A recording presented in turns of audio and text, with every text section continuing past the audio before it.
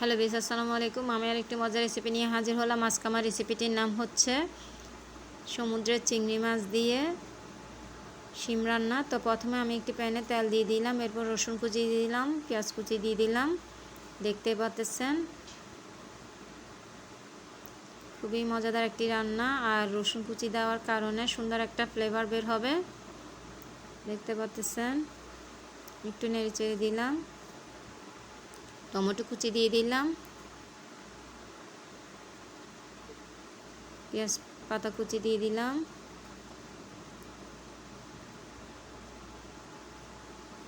আর এই রান্নাটা গরম ভাতের সাথে খেতে খুবই ভালো লাগে।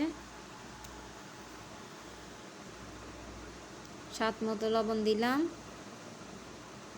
খুবই অসাধারণ একটি রান্না। 1 চা চামচ হলুদের গুঁড়া দিলাম, 1 টেবিল চামচ মরিচের গুঁড়া দিলাম, আর এগুলোকে আমি নেড়ে চেড়ে কষিয়ে নেব। এর আগে আমি পানি দিচ্ছি কষানোর জন্য। দেখতে পাচ্ছেন নেড়ে চেড়ে দিলাম।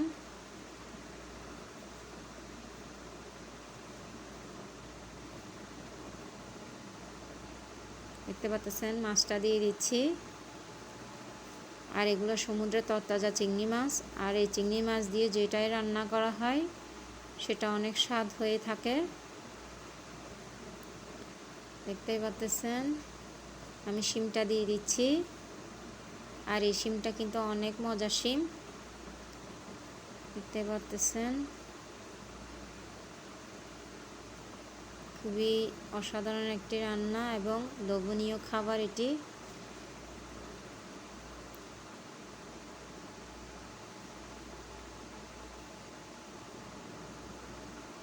দেখতে পাচ্ছেন,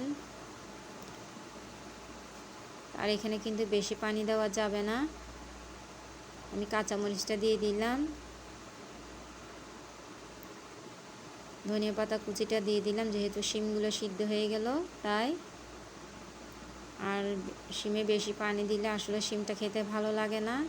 তো দেখতে পাচ্ছেন মাশাআল্লাহ তৈরি হয়ে গেল আমার সমুদ্রের তাজা চিংড়ি মাছ দিয়ে শিম রান্না। তো আমাদের চট্টগ্রাম ভাষায় এটাকে লাল পুঁটি শিম বলে। কার কার অঞ্চলে কী কী নামে ডাকা হয় এই শিমটাকে অবশ্যই জানাবেন কমেন্টস করে।